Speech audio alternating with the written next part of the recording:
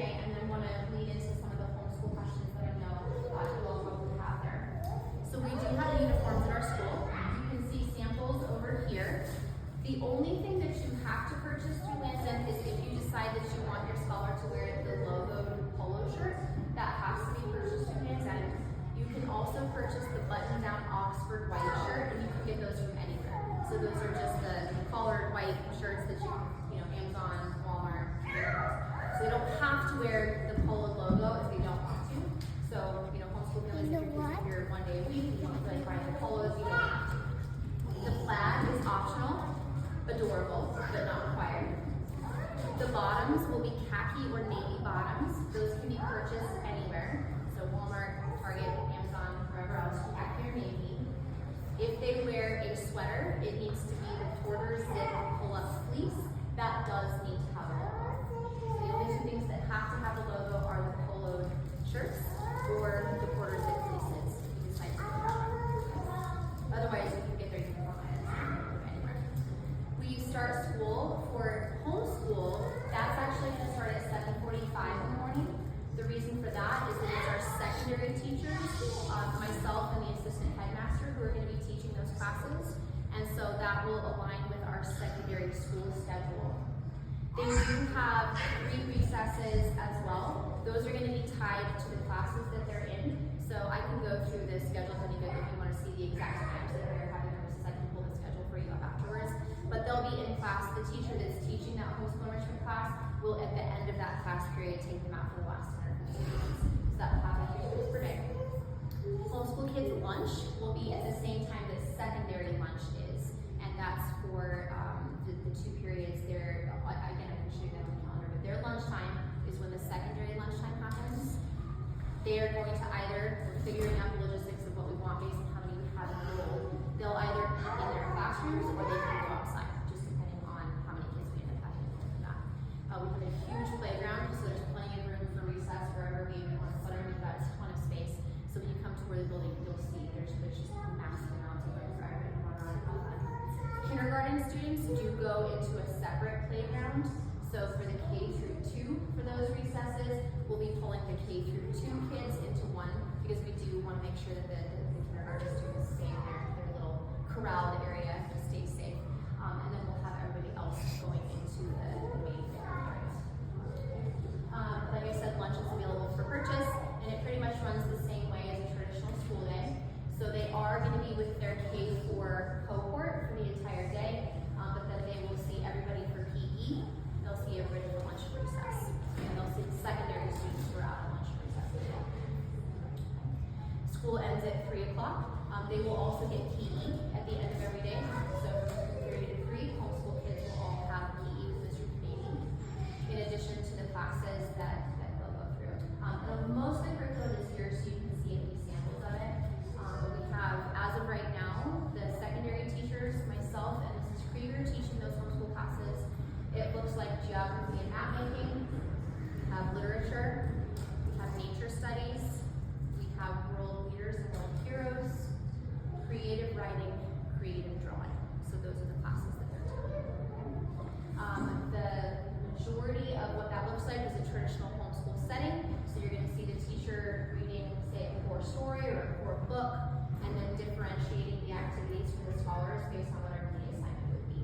So if we're doing nature studies, the teacher is going to read an accessible book for that age of kids. So it could be any kind of book. It's approved for an JAA list, of course. It could be something from Usborne potentially, or here's a book about penguins, or if we're doing nature study and we're looking at worm segments, we could read a story about worms.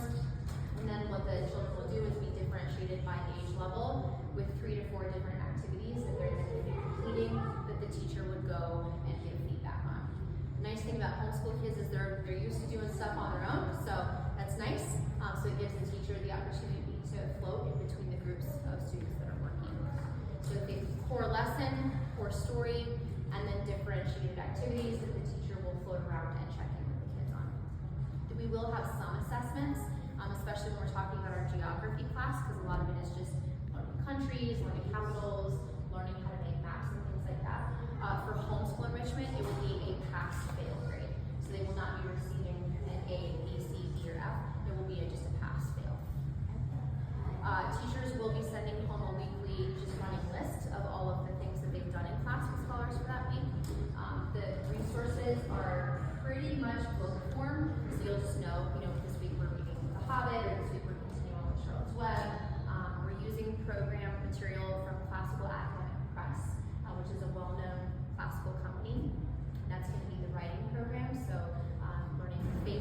first and narration for the older kids.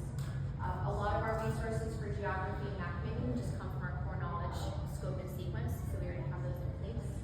Nature studies was super fun. I had the most fun going through that. I taught 5th grade for so many years and have so many amazing nature things that I was really happy to give them to homeschool enrichment. So they look at nature artifacts, they do a nature story, they do nature observations, and then they're doing whatever associated activity with the unit for that week. For creative writing and creative drawing, Kristen Krieger, my assistant headmaster, and I will be teaching those classes. We're using a combination of materials from classical academic press and also Usborne for creative writing and also for creative drawing. So with that, I just want to open it up for questions, and then we can kind of dive into particular calendar questions if you have any questions about that. Talk about their secondary teachers. Anything you guys want? Go for it. Yes, sir? Super nerdy question. I love it. You talk about truth matters. It's the most important thing of the education. Yep, that's a really great question. So if I can paraphrase your question, there are different, I guess I would call it brands of classical. So some will lead Christian classical, medieval classical, Orthodox classical. Our model of classical is American leadership classical. And so where we're leading our scholars is to ultimately an appreciation of the American tradition. So can you go further than that? Yes. Is it also a really noble and worthy pursuit to have kids who care about their country and love it? Also yes. So when we talk about kind of what the source and summit is, obviously every family has their own faith background and their own values that are going to lean into what they want, as we talked about at home. At school specifically, what we talk about is ultimately when we get to this place where we see, say, the Constitution of America, or John Adams saying things like, I think you have to have religion in order to have a successful country. We talk about those things because ultimately the reason we're here today is because they were also directly informed by the exact same scholars that we read in our classroom, right? So even among the founding fathers, there were differing opinions about where that leads ultimately. So we leave that open for our families to lean into. There are certain things that I really firmly believe are always the domain of the parents to speak into. So American classical leadership education model is what we use in our school. We want our kids to love this country. Yep, you're welcome. What else? I would love to hear more just about how the homeschool enrichment is integrated into the whole school. Like, are they two things separate? Yep. So our full-time registered students are taking just the core curriculum. So they're taking logic of English, basic math, core knowledge, science, and history. Our homeschool enrichment is designed to be such that they can come one day a week, access content that still has classical background, but not then have to go home and do homework for the week or bring an assignment back the next week. So where they're integrating is going to be recess times, lunch times, PE times, Athenaeum times, especially if they need services at the end of the day, that would happen there as well. So they are designed to be separate classes so that they can get a school experience, but it has to be a class where if they don't come the next week or if they're not there all week, they're not missing the core literacy. So we did try to design it so that it can complement whatever curriculum you're using at home. That was my next question. Is like, do you like encourage that you would be using logic of English or like some other curriculum? Totally up to you, yeah. Because we're not going to be teaching core literacy as part of our programming. In literature, we'll read The Hobbit and Charlotte's Web first. So just put that on your radar if you're planning on doing that. Maybe choose another book. That way they're not doing it twice. So they'll read, so like The Hobbit and Charlotte's Web are also books that we read in our core curriculum as well.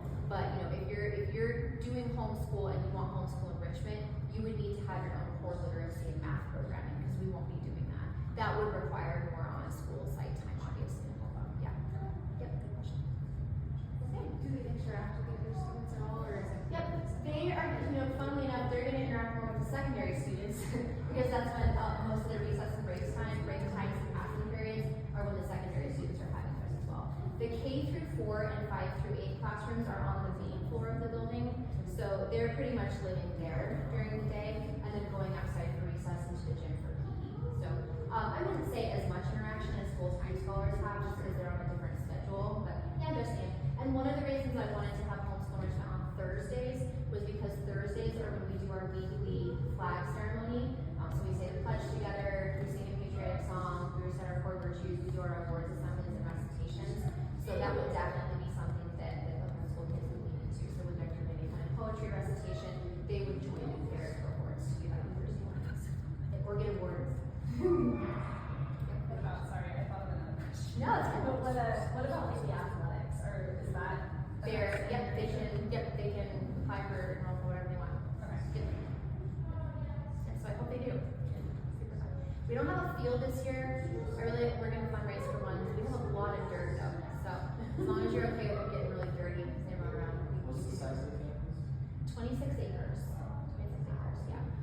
So we'll have phase 2 build out in a couple of years for our high school facility. And then there's a huge section of land that we're gonna turn into a multi-purpose field. So football field, big multi-purpose track around it.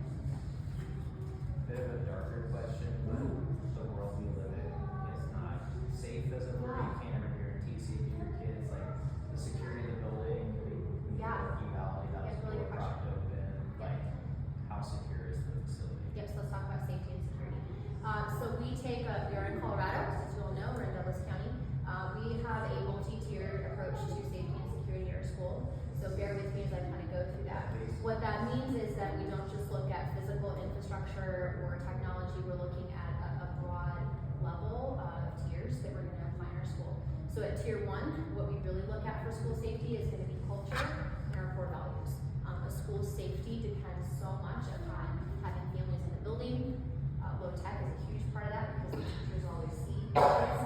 They're more in tune with them. We're a smaller school, so we just know who they are. Our core values are integral. You'll see orderly and disciplined classrooms. You'll see beautiful art on the walls. So I don't want to underscore the importance of what that actually does for a school. That the school's culture really does create that foundation for a safe school. So that's kind of what I would call tier 1. That would also include things like our drills, lockdown drills, evacuation drills, lockout drills that are scheduled throughout the year. Teachers are trained in sexual abuse prevention, their mandatory reporting training, their crisis prevention training, their CPR training, their first aid training, so all the training that goes into that. Then at the second level, you look at the physical infrastructure of the school. So that's going to be our, what we call our sally port or our man trap. So you can't even get into the building until you're cleared through a background check. Our visitor aware system where you have to scan through with your ID before you can have access to the building. Our security systems include surveillance, bulletproof glass up to a certain height, and it also includes just code safety building, our doors, making sure that those are all safe and secure. Supervision during recess, obviously we never leave our scholars unsupervised. Even in high school, there's always someone on staff who is supervising children. Outside doors are always locked. They're only accessed by faculty members who can key in with the keyless entry. Then at the third tier, we look at things like technology.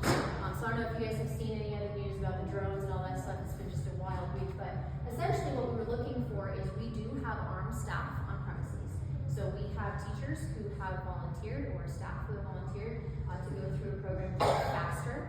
This training is the same level of post-certification that peace officers have to acquire in order to conceal carry. They also have to go through multiple training sessions to keep that certification current during the year. So we do take advantage of that. I've worked in several schools that have that. Families love it, and these are highly trained people that have to do this every year. There are big signs on the door that say we are not unarmed here. That probably in and of itself is one of the biggest deterrents when you really look at what school shootings are and what happens during them. When we were looking at additional technology that we could put into our toolbox, really what we were looking for was technology that could increase response time. So we're in Sterling Ranch. We are far away from the sheriff's office. So we're looking at 7 to 8 minutes if there were ever a critical incident. So we did look at technology that would help to enhance our first responders' response time and also give them real-time information. So kind of all of those things taken together create what I would consider to be the safest school in Colorado. That's great. I'm putting my kid there too. Yep. If I can have a boat with crocodiles, I would do. You say actually where you are now. That's right. Drawbridge. Yeah. I'll do it. Yes. Yeah, good question. Can you tell us a little bit about the teachers that you've hired and how, like, you're in an interview process, how do you find someone who's a good fit? Yeah, really good question. Yeah. So I would say the biggest factor that had to come through for me in the interview process was it evident that they were tied into the core values and saw something specific about our mission that they really loved. So, I wouldn't ask any leading questions, I would let it come out.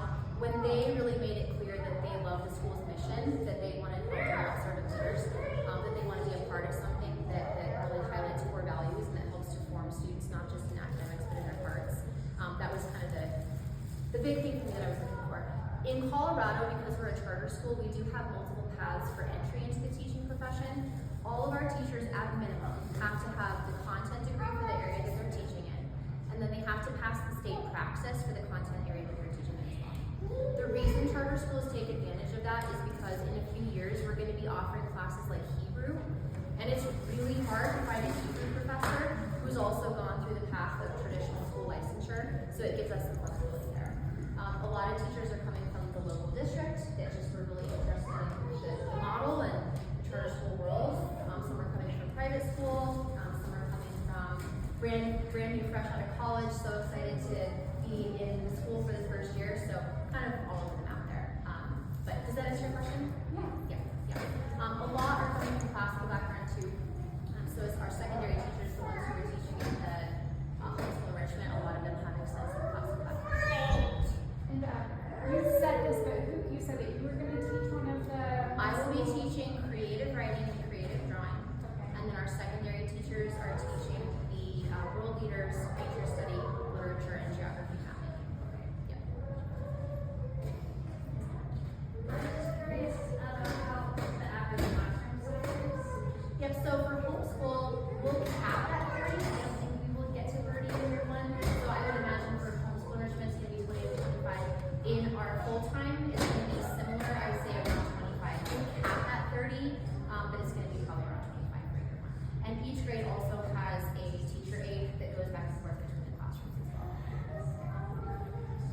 Is that total enrollment for the whole school or for? Yeah, total enrollment, because we have 2 classrooms, so we could do 30K for 35A, and that would be the max that we can hold. That'd be quite a bit, but we've got really good teachers.